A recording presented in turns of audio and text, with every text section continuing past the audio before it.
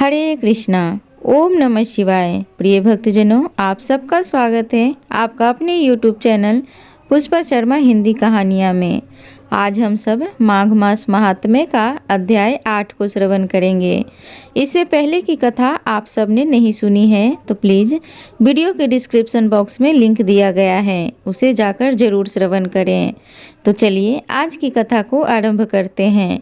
कथा सुनने से पहले आप सबसे एक निवेदन है कि प्लीज़ चैनल को जरूर सब्सक्राइब करें। तो चलिए कथा सुनते हैं। यमदूत कहने लगे कि तुमने बड़ी सुंदर वार्ता पूछी है, यद्यपि मैं पराधीन हूँ, फिर भी तुम्हारे स्नेहवश अपनी बुद्धि के अनुसार बतलाता हूँ। जो प्राणी काया, वाचा और मनसा से कभी दूसरों को दुख नहीं देते, वे यमलोक में नहीं जाते। हिंसा करने वाले वेद, यज्ञ, तप और दान से भी उत्तम गति को नहीं पाते। अहिंसा सबसे बड़ा धर्म, तप और दान ऋषियों ने बताया है। जो मनुष्य जल या पृथ्वी पर रहने वाले जीवों को अपने भोजन के लिए मारते हैं, वे कालसूत्र नामक नरक में पड़ते हैं और वहां पर अपना मांस खाते हैं और रक्त पीप पान करते हैं तथा पीप की कीच में उनको कीड़े काटते हैं। हिंसक जंगमात काने, कुबले, लूले, लंगड़े, दरिद्र और अंगहीन होते हैं। इस कारण इस लोक तथा परलोक में सुख की इच्छा करने वालों को काया, वाचा तथा मन से दूसरों का द्रोह नहीं करना चाहिए। जो हिंसा नहीं करते उनको किसी प्रकार का भय नहीं होता। जिस तरह सीधी और टेढ़ी दोनों प्रकार की बहने वाली नदियाँ समुद्र में मिल जाती है, वैसे ही सब धर्म अहिंसा में प्रवेश कर जाते हैं।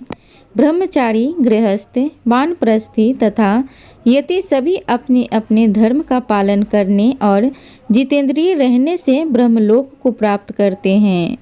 जो जलाशय आदि बनवाते हैं और सदैव 5 यज्ञ करते हैं, वे यमपुरी में नहीं जाते। जो इंद्रियों के वशीभूत नहीं हैं, वेदवादी और नित्य ही यज्ञी अर्थात हवन आदि का पूजन करते हैं, वे स्वर्ग को जाते हैं। युद्ध भूमि में जो सूरवीर मर जाते हैं, वे सूर्यलोक को प्राप्त होते हैं। जो अनाथ स्त्री शरण में आए हुए तथा ब्राह्मण की रक्षा के लिए प्राण देते हैं, वे कभी स्वर्ग से नहीं लौटते।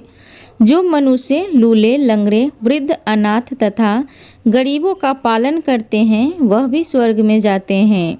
जो मनुष्य गौओं के लिए पानी का आश्रय करते हैं तथा कुआं, तालाब और बावड़ी बनवाते हैं, वे सदैव स्वर्ग में निवास करते हैं।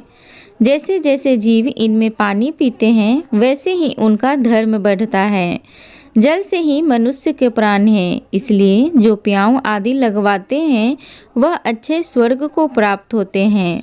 बड़े बड़े यज्ञ भी वह फल नहीं देते, जो अधिक छाया वाले वृक्ष मार्ग में लगाने से देते हैं। जो मनुष्य वृक्ष रोपण करते हैं, वह सदैव दानी और यज्ञ करने वाला होता है। जो अच्छे फल और अच्छी छाया वाले मार्ग के वृक्षों को काटता है, वह नरकगामी होता है। तुलसी का पौधा लगाने वाला सब पापों से छूट जाता है। जिस घर में तुलसी वन है, वह घर तीर्थ के समान है और उस घर में कभी यमदूत नहीं जाते। तुलसी की सुगंध से पितरों का चित्त आनंदित हो जाता है और वे विमान में बैठकर विष्णु लोक को जाते हैं। नर्मदा नदी का दर्शन, गंगा का स्नान और तुलसी दल का स्पर्श, यह सब बराबर बराबर फल देने वाले हैं। हर एक द्वादशी को ब्रह्मा भी तुलसी का पूजन करते हैं।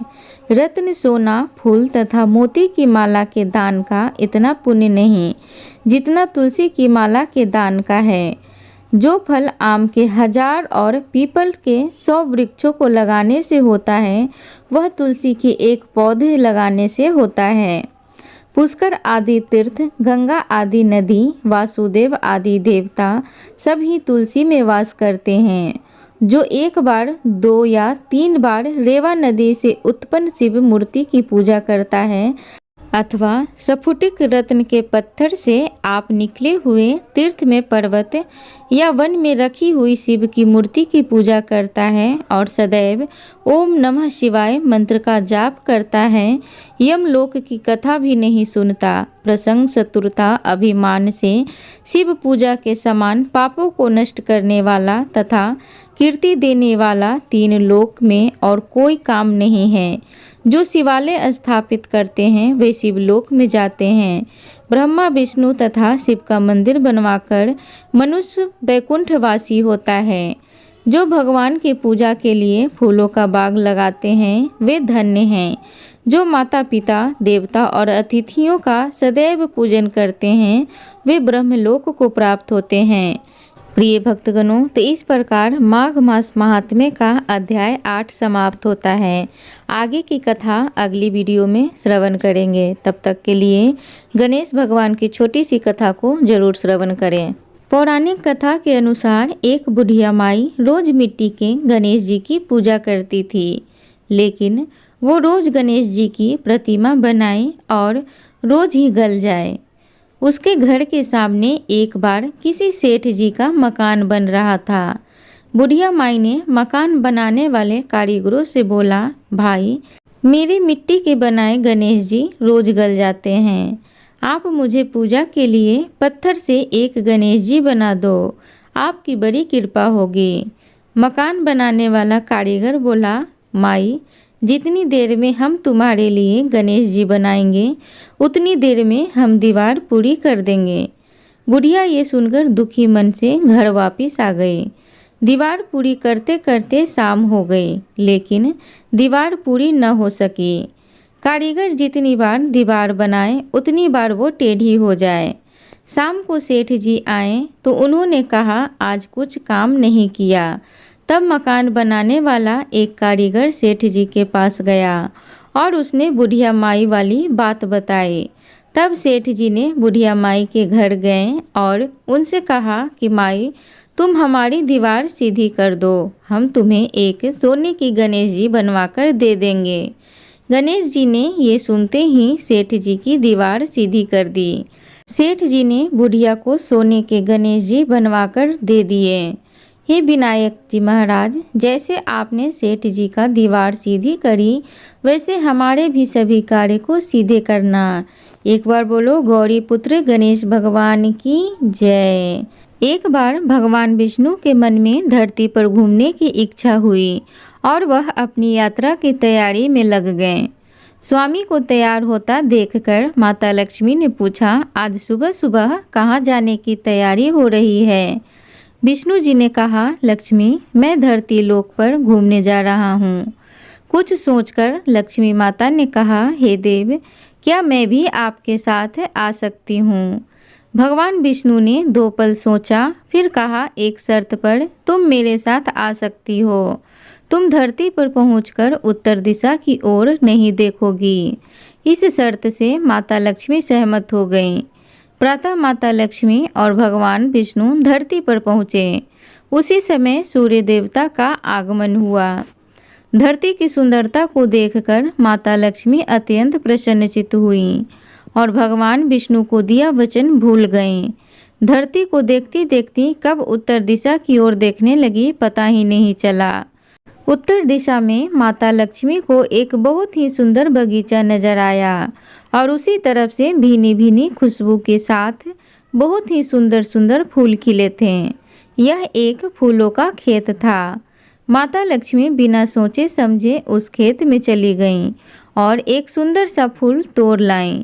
जब माता लक्ष्मी भगवान विष्णु के पास वापिस आईं तो भगवान विष्णु की आंखों में आंसू थे। भगवान विष्णु ने माता लक्ष्मी को कहा, किसी से बिना पूछे उसका कुछ भी नहीं लेना चाहिए और इसके साथ अपना वचन भी याद दिलाया। माता लक्ष्मी को अपनी भूल का पता चला तो उन्होंने भगवान विष्णु से इस भूल की माफ़ी मांगी। भगवान विष्णु ने कहा, तुमने जो भूल की है उसकी सज़ा तो तुम्हें ज़रूर मिलेगी। जिस माली के खेत से तुमने बिना पूछे फूल तोड़े हैं यह भी एक प्रकार की चोरी है, इसलिए तुम 3 साल तक माली के घर में नौकर बनकर रहोगी। इसके बाद मैं तुम्हें वैकुंठ वापस बुलाऊंगा। माता लक्ष्मी ने चुपचाप सर झुकाकर वचन स्वीकार किया। माता लक्ष्मी एक गरीब औरत का रूप धारण करके उस खेत के मालिक माधव की झोपड़ी पर गईं। माधव ने पूछा कि बहन, तुम कौन हो और इस समय तुम्हें क्या चाहिए?